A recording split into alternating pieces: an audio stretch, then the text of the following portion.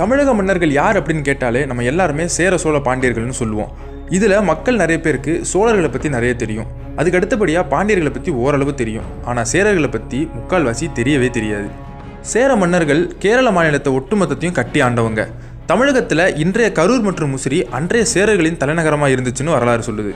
சேர மன்னர்கள்லேயே மாமன்னர்கள்னா அது 2 பேர், இமயவரமன் நெடுஞ்சேரலாதன் மற்றும் சேரன் செங்குட்டுவன். அதில் இந்த சேரன் செங்குட்டுவனோட ஆட்சி சேரர் ஆட்சி காலத்திலே பொற்காலமான ஆட்சின்னு போற்றப்படுது. இவர் தமிழகம் கேரளம் மட்டும் இல்லாமல் மேலே வடக்கில் பல அரசர்களை தோக்கடிச்சு இமயமலை வர பயணம் செஞ்சிருக்காரு. இதில் இன்னொரு சிறப்பம்சம் என்னன்னா, சிலப்பதிகாரத்தை ஏற்றிய இளங்கோவடிகளுடைய தம்பி இவர். இதுக்காகவே இமயமலையிலிருந்து ஒரு கல் எடுத்துட்டு வந்து அதை கண்ணகியாக நினைச்சு வழிபட்டு கண்ணகிக்கு ஒரு மிகப்பெரிய மரியாதையும் பெருமையும் சேர்த்திருக்காரு. சேரர்களை பற்றி தெரியாத காரணம், இவங்களை பற்றின கோயில்களோ வரலாற்று செப்பேடுகளோ அகழ்வாராய்ச்சி தகவல்களோ பெருசாக கிடைக்கல. அதுக்கு காரணம் 11ஆம் நூற்றாண்டிலேயே ராஜவர்மன் குலசேகரன் அப்படின்ற மன்னன் தான் சேரரோட கடைசி மன்னன்னு சொல்றாங்க. Hello and welcome to Audi the Mainstream. In this video, let's explore an important topic. Who are the Nairs in India? Let's go. Please don't forget to like, subscribe, share and press the bell button if you enjoy the content. We know that Tamil lands came under the control of the Pindari Parashuram during the 3rd century. But even at that time, Tamil was still spoken in the Western Ghats mountain region. But long after the death of Parashuram, Pindaris in the Western Ghats mountain region were able to bring those Tamils under their complete control. They were even able to mix Tamil with adulterated Sanskrit words, which created a new language called Malayalam. Today, those Tamils consider themselves a different race. They call themselves as the Malayalis. Those Pindaris were a minority in that region. But how did they get control of all the small Tamil kingdoms in the entire Western Ghats mountain region? In this video, let's understand how they accomplished that. The people responsible for this are the Brahmins of Kerala, known as the Nambudiri Brahmins. They consider themselves to be the descendants of Parashuram. According to them, they migrated into this land which they believe was created by their forefather Parashuram. They claim that he threw an axe into the sea and then this land was magically formed. Today, that land is known as Kerala. Now let's understand the strategy followed by the Nambudiri Brahmins of Kerala at that time. They created a family structure known as sambandam. This was to create a unique breed of humans that will only play the role of soldiers. This would later be used as a warrior community to attack other Tamil kingdoms. This community of soldiers had a title name called Nair. Nairs have subcastes among themselves like Menon, Nambiyar and Panikkar. These names are still being used today. Now let's understand the system known as sambandam, which was created by Nambudiri Brahmins and followed by Nairs. But here is an extremely important point. This system is considered as subhuman by many. Some would even call it as sub-animal. I request all viewers to watch this with an open mind. A woman is the head of the household in the family of Nairs. She won't have an husband. She will always be without a man in the house. But this female Nair will have sexual relations with several men. The primary reason for this is to make sure that her children never find out who the real father is in case she becomes pregnant. For example, let's say there's a female Nair and let's say 3 men visit her house for sexual relations. Let's say she gives birth to a boy and a girl. The boy and the girl will know that they are at least half brother and half sister. They will both know that they have the same mother, but they won't know who the father is. Also, none of these 3 men will know who is the real father of these 2 children. When the female child becomes an adult, she will follow her mother's example and also make sure to sleep with many men and get pregnant. This is also to make sure that her children never find out who their real father is. Similarly, when the boy becomes an adult, he is expected to go to any female Nair and get her pregnant. No commitment, no living together, and no marriages. He will never know his biological father. he will also never know his biological children. Now here's the million-dollar question. Why? Why create a breed of bastard humans who don't know their father or their children? The answer is simple. This is because this breed of Nairs can fearlessly fight in battle. They will not fear death. They will have no family, no responsibility. They will have nothing to lose. Now let's look at the system Nambudiri Brahmins followed for themselves. The eldest son in the Nambudiri Brahmin family will get married to a female Nambudiri Brahmin. It will be a regular family which involves a marriage between a male and a female. But this is only for the eldest son. What about the others? For example, let's say there are two brothers. The eldest son will marry a female Nambudiri, but the younger Nambudiri brother will have to go to a female Nair for sexual relations. Now here's the important point to remember. Once this Nambudiri goes to a female Nair, she is not allowed to sleep with other Nairs or other Nambudiri Brahmins. He will also not marry her. He will just get her pregnant, but he will know his children and his children will know their so-called father.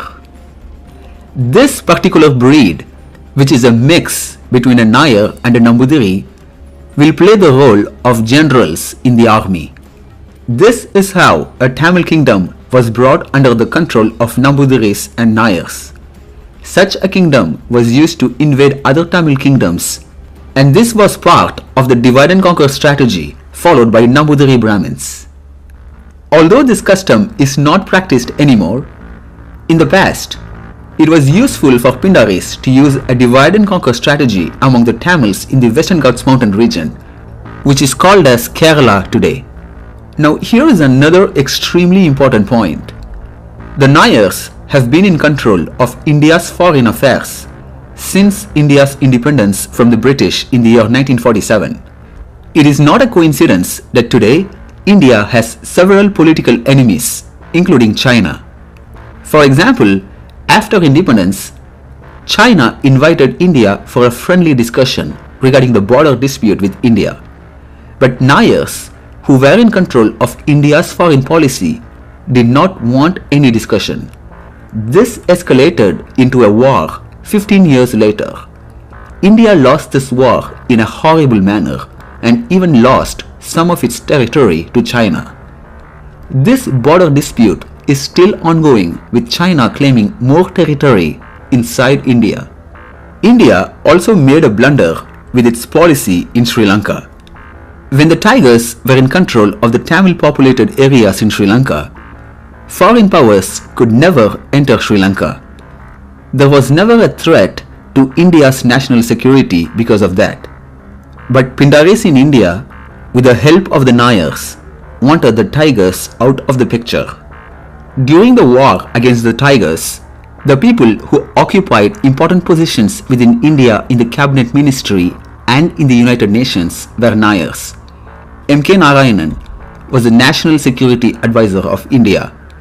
He is also one of the prime suspects in the Rajiv Gandhi assassination, but was never arrested or investigated. Vijay Nambiar was the Chief of Staff in the United Nations. Shiv Shankar Menon was India's Foreign Secretary. Nirupama Menon was the Indian High Commissioner to Sri Lanka from 2004 to 2006. Their anti-Tamil agenda is always on top of their priority list. Now let's look at today's situation in Sri Lanka.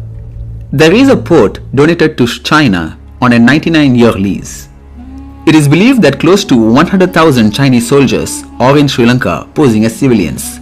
This poses a great danger to India's national security. There is another port in Sri Lanka owned by China. One of the brothers of the former Sri Lankan president was given a US citizenship. And then 33,000 acres of land in Trincomalee were given to the United States for $3 billion. What a shocking coincidence. The Nairs have been responsible for historical blunders like this since independence. They have controlled India's foreign affairs and have betrayed the entire country, not just Tamils. KPS Menon was India's first foreign secretary. His son KPS Menon Jr. was also India's foreign secretary. His grandnephew Shivashankar Menon was India's foreign secretary and then became the national security advisor. N.R. Pillai was India's first cabinet secretary. V.K. Krishna Menon was the Minister of Defense during India's war with China in 1962. The list goes on and on. Thanks to the popular channel Sengol TV. This is where I got all the information for this video. Now here's another important point. Nairs have also dominated the movie industry. Let's look at few examples. Gautam Menon, Suresh Gopi, Kirti Suresh, Mohanlal, Kartika Menon, who changed her name to Bhavana, film producer Dilip, Shobana, M.G. Ramachandra Menon, who was also the Chief Minister of Tamil Nadu, Nitya Menon, Lakshmi Menon, Asha Keluni Nair, who changed her name to Revadi, KK Menon, etc. Please don't forget to like, subscribe, share and press the bell button if you enjoy the content. Tribes of Meghalaya system was not unique to the Nairs, nor was not even considered royalty, and they were raised in Ammavidas like this one. The matrilineal system was not unique to the Nairs, nor was it confined to Kerala. Across India, communities like the Khasi and the Garo tribes of Meghalaya and the Bunts and the Billavas of Karnataka all follow matrilineal with many variations. इस video में मैं बात करने वाला हूँ Tulu Nadu reason के बारे में। आज के टाइम पे तुलु नाडु रीजन एक ऑफिशियल एंटिटी, एक ऑफिशियल एडमिनिस्ट्रेशन नहीं है, लेकिन एक टाइम पे जो ऑफिशियल एडमिनिस्ट्रेशन हुआ करता था वो था ब्रिटिश रूल। ब्रिटिश रूल के टाइम पे जब ब्रिटिश ने टीपू सुल्तान से इस एरिया को जीता था तो उन्होंने इस एरिया को मद्रास प्रेसिडेंसी में ऐड कर लिया और इस एरिया का नाम रख दिया साउथ कैनरा डिस्ट्रिक्ट। बाद में 1947 में जब इंडिपेंडेंस मिला इंडिया को तब ये एरिया मैसूर स्टेट में शिफ्ट कर दिया गया। बाद में 1956 में जब लैंग्वेज के आधार पे स्टेट रीऑर्गेनाइजेशन एक्ट बना तब ये हिस्सा कर्नाटक और केरला में बांट दिया गया। 95% हिस्सा कर्नाटक में चला गया और 5% हिस्सा केरला में। लेकिन इस बात से यहाँ के लोकल लोगों को बहुत प्रॉब्लम हुई, गवर्नमेंट से बहुत शिकवा हुआ। उसका कारण ये है कि चाहे कर्नाटक में ज़्यादा बोलने वाली लैंग्वेज कन्नड़ा है, लेकिन इस पर्टिकुलर एरिया में बोलने वाली लैंग्वेज थी Tulu. Tax based on the size of breasts? Yes, that was the brutal reality in 19th century Kerala. But do you know, in an act of rebellion, there was a woman who cut off her own breasts and placed them on a plantain leaf for the tax collector. Her name was Nangeli. Women of lower castes, such as Izava, like Nangeli, were forced to pay the breast tax or the Mulakkaram, a humiliating system that subjected them to surveillance and control. But Nangeli had enough. Her tragic death from this defiant act sparked a revolution, compelling the rulers to abolish the tax the very next day and allowing lower caste women to cover themselves with a shawl. Nangeli's bravery didn't just challenge the system, it changed it forever.